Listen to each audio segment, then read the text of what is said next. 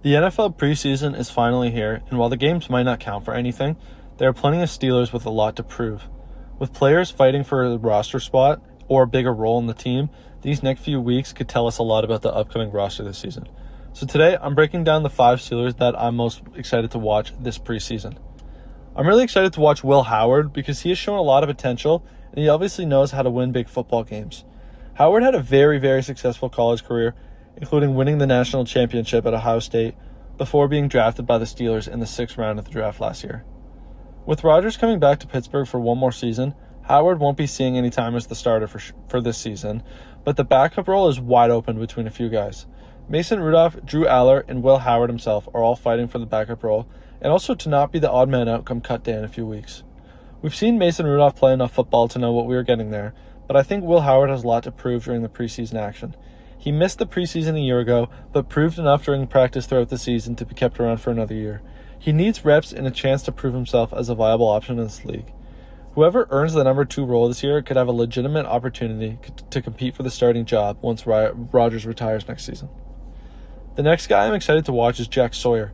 Sawyer was drafted last year in the 4th round by the Steelers out of Ohio State and found himself in a loaded room at outside linebacker. He got limited time but looked good in flashes. And the reason I'm so excited to see what Sawyer can do is because if he looks like a guy that can develop into a full-time edge piece for the Steelers, one of their highly paid pieces on the edge can become an expendable trade piece. This would set the Steelers up to get a good return and also make their defense a lot cheaper than it is. I also believe that Sawyer has a chance to mix in rotationally more than he did a year ago, and if you put some good reps on film throughout the preseason, that chance will be even higher. Having a depth piece like Sawyer that you feel comfortable in could be huge if one of your big guys ever has to miss some time. The next guy on my list is DeShon Elliott. I'm excited to watch DeShon Elliott this year because he was exceptional in 2024, and us fans were hoping for much of the same last year, but a knee injury cut his season short and derailed the year for him.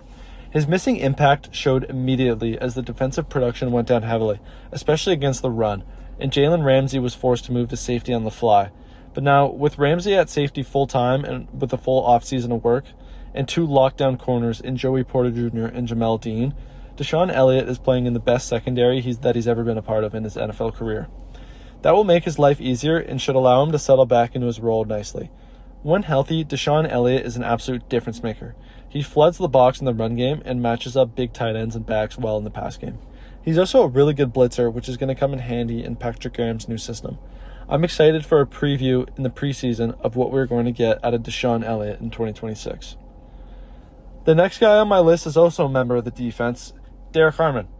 Harmon had a great rookie year last year and was vital in the Steelers' efforts in stopping the run, which ultimately wasn't too successful. However, if the Steelers want to be a better defense this year, it's going to need to come from a year 2 step up from Derrick Harmon. As he's now the co-anchor of this unit beside Cam Hayward, Harmon has the ability to change the entire game plan of teams by winning his matchups and forcing teams to run around him completely.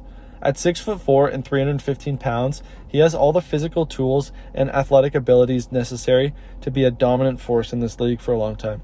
Harmon has one of the best mentors possible in Cam Hayward beside him, and I'm excited to see what the young defensive tackle has added to his bag over the offseason.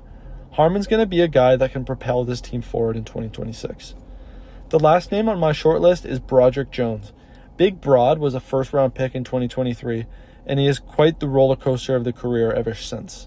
Between stretches of really good football, some shaky play, and a lot of penalties, it has certainly been a wild ride for the big tackle out of Georgia.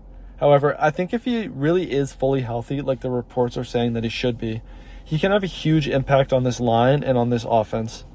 Troy Fautanu seems to have locked up the left tackle spot, and Dylan Cook was in line to have locked up the right tackle spot when there was the uncertainty surrounding Broderick Jones.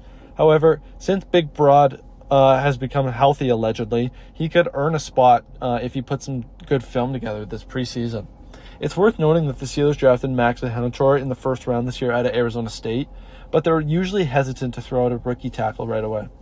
For Big Broad himself, this is the definition of a make-or-break year, as he's entering year 4 of the first-round contract.